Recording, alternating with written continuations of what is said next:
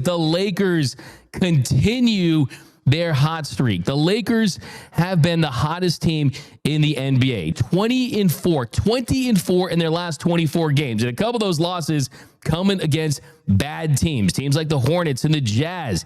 They've won 12 straight games over teams that have better than 500 records. They have the fourth best record in the NBA, an 8-game winning streak.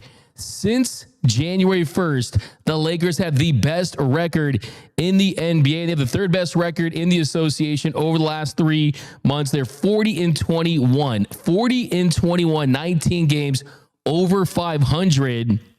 And last night, they got the win of the year against the New York Knicks. Against the New York Knicks, the Lakers put together their best showing since they got Luka Doncic. And I say this just because they had a game where there was a lot of adversity. It was not their best game. They ended up winning overtime 113-109. But what was so impressive was the championship defense down the stretch. It was the combination of LeBron James, right? The washed king, the 90-year-old LeBron, and the 300-pound Luka Doncic. Oh, wait a second. That's not what they are. LeBron James is 40, plays like he's 30. Luka Doncic, if he's 275, I don't believe it. I think he's in better shape by the day. He's looking slimmer and trimmer in that Lakers uniform, and both are having massive impacts. LeBron ended the game with 31 points, 12 boards, 8 dimes. Luka Doncic, 32 points, 12 assists, 7 rebounds, 4 steals. It is a two-headed monster in LA, and last night they took down a Knicks team that was hungry, that was trying to get a big win against a contending team, something they've struggled to do all season long. And I think the big takeaways for me last night in that win for the Lakers is you didn't play your best game and you still beat a really, really good team. You went out there with 3:58 left in the third. They were trailing at halftime, 60-51. You chip into that lead. Dalton Connect gets that big three at the buzzer to end the third quarter. And then the fourth quarter, you had a couple missed shots by LeBron. The Knicks were up by 10. It looked like the Knicks were possibly going to win that game by double digits. But then Luka comes back into the game, makes a jumper, and they start to get into that lead. Lakers go on a 9-3 run. They cut the deficit to 4, and then you start to see the massive shot making down the stretch. It was a 91-85 game. Lakers down by 6, 5:04 left to play. Luka, top of the key, gets in the lane. He finds Jackson Hayes, nice lob thread. He throws it down, 91-87. Lakers down 4. 91-87, LeBron, he drains that corner 3 off a really nice pass from Luka Doncic, attracting the defense, making a play. Then 91-90 after Josh Hart hits a 3, and he points at J.J. Redick. Now, don't forget this. J.J. Redick still has that player's mindset, and just like that, it looked like it was going to be a Knicks win towards the end. But then 94-40 after Hayes finds that loose ball, Gabe Vincent gets the big 3 to cut the lead to 1, and the Lakers down 3. LeBron hits a big 3, ties it at 96, and then Gabe Vincent hits another 3 to put them up 99-96. Then Luka hits a couple of shots to start overtime. Reeves hits the big 3. Jalen Brunson, he leaves the game early. The Lakers pull away. So the big takeaway for me was the shot making and the shot creating down the stretch. They hit their threes when they needed to, and Gabe Vincent was massive. Everyone thought that Gabe Vincent was a bust, a bad signing, saying Rob Pelinka missed on Vincent. But you had the combination of great shot making, championship level defense, and you held this team to 15 points in the fourth quarter. And that is championship level defense. And here was LeBron James after the game talking about how big of a win this was and how this team continues to find chemistry and look like legitimate championship contenders. Defense gave up 15 points in the fourth quarter. You know, we hang our hats there. Even when we wasn't shooting the ball well, we didn't shoot the ball well for quite a while, especially from the three-point arc. But we laid our hat on our defense, and then those outside shots started to flow. It's just about work. We got to continue to put the work in. We have an opportunity to get better and better each and every game, and we still continue to learn each other. And that's a good thing. That's a good thing for us that we have room for improvement. And looking forward to seeing where we can become. 7 for 15 from beyond the arc in the fourth quarter and overtime. Big threes, big shot making. You have someone that's a cold-blooded closer in Luka Doncic. LeBron also made his share of big shots. That three was huge, top of the key to tie it late in this one. And I think what this Lakers team is proving is they can win against good teams. They can take care of business against bad teams, but good teams win games ugly.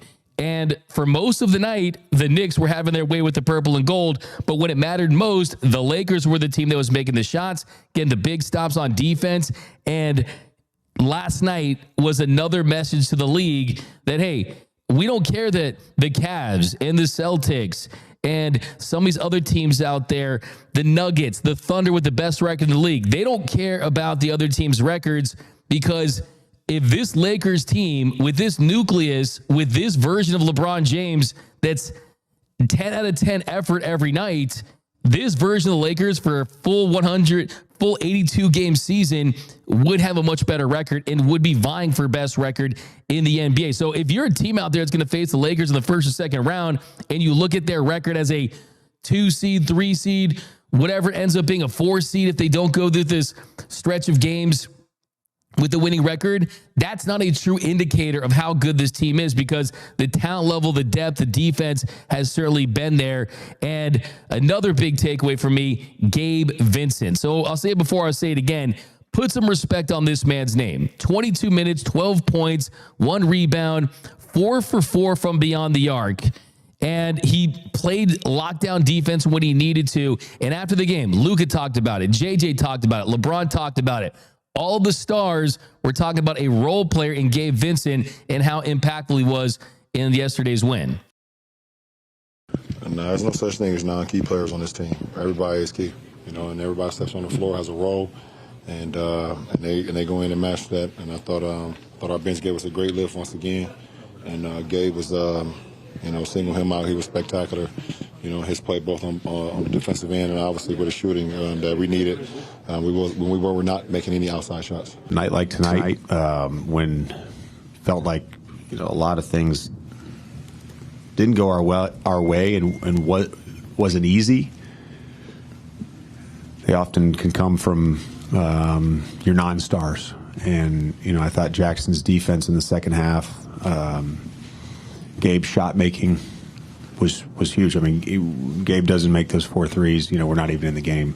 I think for the group overall, once we reached their level of effort and how hard they were playing, we were right there. And we all felt that in the second half. And again, it goes back to the poise thing. You make a run, you get it to 8, they go back up to 10 or 11. You make a run, you get it to 7, it goes back up. And our guys just stayed the course and refused to give in and let go of the rope. It seemed like Brunson had an answer for everything, and he was fantastic tonight. And our guys, in what felt like a playoff game at times, really just got it out a win.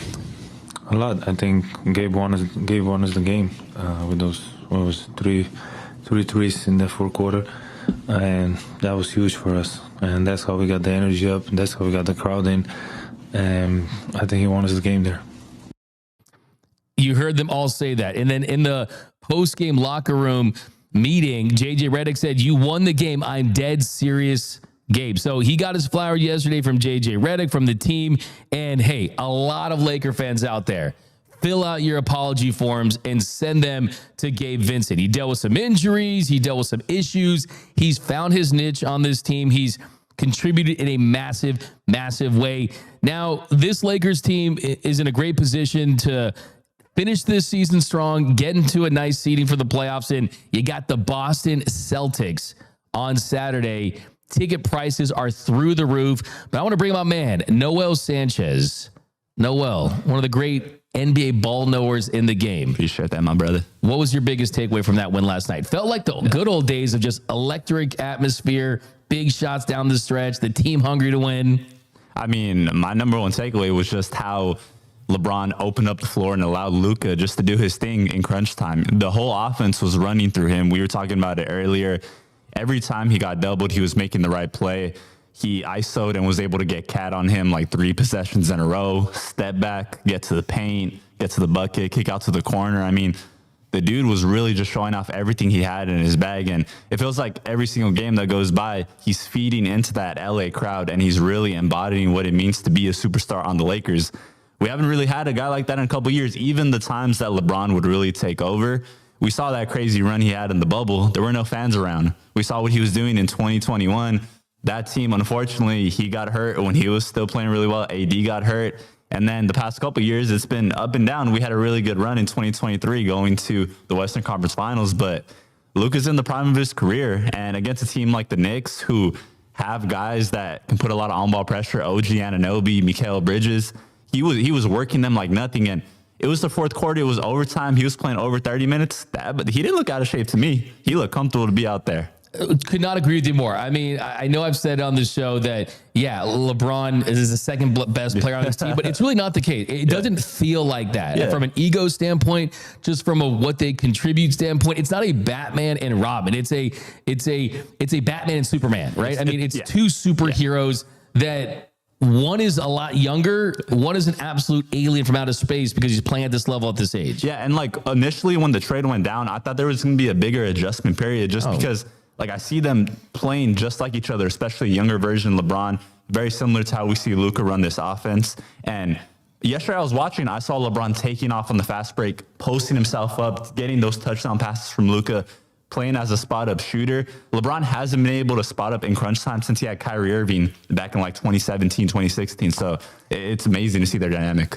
91, it was 91-87. Luka gets in the lane. He gets blitzes. He attracts double teams, triple teams, and the way he can contort his body to find the open shooter. LeBron catch and shoot buries that open three from the corner. So I don't think, like you said, I think that you're on the money with that. I don't think anyone thought that it would be this seamless of a transition. I thought it would be a lot of your turn, my turn, maybe kind of stagger minutes sometimes. But look, LeBron is so smart and he can adapt to any player's skill sets. And that's just a credit to him as a player. There was even this one play on the fast break where LeBron was all the way down, right down on the block. Luka had the ball at like mid-court, getting into the three-point line. He made a bounce pass to LeBron. And I was thinking a lot of players usually wouldn't make that pass just because LeBron wasn't fully turned. They don't know how it's going to go. But I think in Luka's mind, he sees that. He's like, if I get it to LeBron, that's like a 90% chance it's going to be a bucket. So the IQ is just crazy. It's just off the charts. And Luka Doncic looks even more comfortable. And he was asked after the game what he's learned about this Lakers team in their continued growth as a group and how this team could compete for a championship in year one. And here's what Luka had to say. Just the chemistry. I think, everybody gets along. That's really important. We're well connected. Obviously, there's room for improvement, but I think we're well connected. So I'm excited to be a part of this team. It means a lot. I don't think we played good today. I think we have, especially for the first 3 quarters, I don't think we played good. So that just showed the whole group together. Everybody's cheering for each other, and we gave each other a push that we need to win the games. Love it. Hey, Luka Doncic on your basketball team. It is an even better feeling than I thought it was going to be. I'm watching these games like I'm in middle school again watching Kobe. I mean, that's how I feel. Just the excitement of watching this version. I could not be more thrilled to have Luka and a re-energized LeBron James. So let's throw out the player grades for last night. Start with Gabe Vincent, man. 22 minutes, 12 points, 1 assist, 1 rebound, 4 for 5 from the field, 4 for 4 from beyond the arc. Really the difference in the game right there. Even one of those is not knocked in. They probably don't get the dub, but I think for me, he's knocking down big shots. He's having an impact, making huge pressure cooker type of shots, but he's also contributing on the defensive end as well. It's not just an A, it was an A+ for me for Gabe Vincent. Absolutely. Same here. That post-game speech that JJ gave, he went out there and said, I told you to go out there and make at least one big three that you had one in you, and you went and hit three of them. Crazy. Four of them. Yeah. So he absolutely crushed it, and this is what we wanted when we signed him, and that's why Laker fans were so disappointed. Not just because Laker fans are hard, but because we saw what he did in the NBA Finals. You say we? Miami. We. Blood thingy on the team. I'm on the team. You're on the team. I'm on the Noel team. Sanchez. I'm going to go get my warm-up sweat, so I'm going to be in here, but there you go. A+ for Gabe. A+ for Gabe. And I agree. That's the A+. LeBron James, 31, 12, and 8, a block, 11 for 23. So not the most efficient LeBron game. 2 for 8 from beyond the arc, but that 3 that he hit late in the fourth was huge. Made 7 of 8 free throws that were big down the stretch, was a +4. I think that there were some times in the game where you want to see LeBron be a little more aggressive, but when it came to setting up teammates and finding ways to generate offense, the decision-making was definitely there. So I got to give LeBron an A- just because of his standards. We've got Luka Doncic, 32, 7, and 12, 4 assists, 9 for 23. So LeBron and Luka weren't their most efficient, and they still were able to win in overtime against a good team. I still feel like it's a dream to have him on your team, but wasn't the best Luka game, but I think big time performance. But both those guys, based on how good they are, I give Luka an A because I like those 2 shots he hit overtime, and LeBron an A-. No, 100% fair. And, I think Luka said it best too in the first half of the game. It was a little sloppy. They were taking a lot of shots that just weren't the best looks. But once they really started getting together, they were able to control the runs that the Knicks were going on. And then they actually slowed the game down, got in the half court, really executed. I'll give both LeBron and Luka an A as well. I think if they were a little more efficient, it would have been much more of a comfortable score, and they wouldn't have been trailing as much during the game. But it's awesome to see them come through like that and really respond to adversity. For sure. And then you got Jared Vanderbilt, 17 points, 17 minutes, 2 points, 5 rebounds, 2 steals, 1 for 3. It was a -11. It wasn't the best Vando game. He didn't have too much of an impact, but he has been a difference maker. Their record with him in the lineup has been tremendous since he's gotten back. Gonna give him a C on the night. Trey Jemison, another guy, 7 points, 13 minutes, 3 for 4. Considering his role, I'll give him a B. Just because they don't ask a lot from him.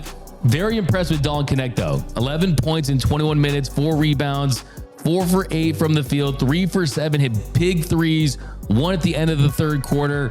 I think the defense is something that needs to be improved upon. I don't think he's going to develop into a plus defensive player in year 1, but the big shots that he got in those big spots, I got to give him a B+ on the night. Austin Reeves, got to give him a D. 2 for 13, 8.6 boards, 1 for 7. He hit the one overtime. He raised his hands because finally he hit one, so that was huge. But first game back, and I think for him it's about just getting the conditioning down for tomorrow's game against the Boston Celtics. And then Jackson Hayes, I love the meme. It says, when you just became important at your job for no reason. Yeah, that's Jackson Hayes, perfect, right? Yeah. Starting center for the Lakers with LeBron and Luka Doncic. He goes 8 points, 5 boards, 3 assists, 3 for 5. But it's the lobs and big moments and just finding ways to just create offense with him. And I think he's someone that if you get 34 minutes out of Jackson Hayes, he's not hurting you, he's helping you. I give him a B+. So last one, JJ Redick. Just the point alone of pointing to Josh Hart after the game and kind of getting back after he did that to him gives him an A for me.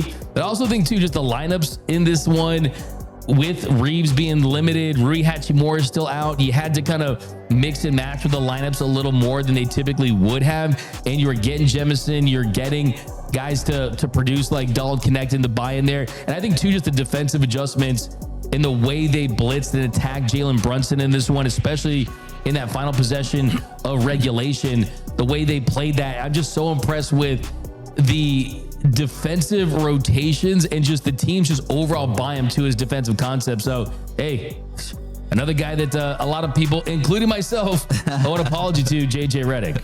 No, 100%. Absolutely masterclass stuff from him so far, especially after getting Luka. Saw the way he talked about him in those podcasts, so you knew that was always his guy. But I want to give a big shout out to Jackson Hayes too. I feel like it's he was the biggest question mark when we saw this team coming together, especially when the Mark Williams trade ended up getting rescinded, and the 2 big free throws he hit too as well in overtime. those were Clutch. game- I thought those were going back iron. I was pretty scared. Yeah. But then also I was looking at his free throw stats. He's been pretty solid from the line this year. But Biggs get a bad rap from the charity no, stripe. 100%.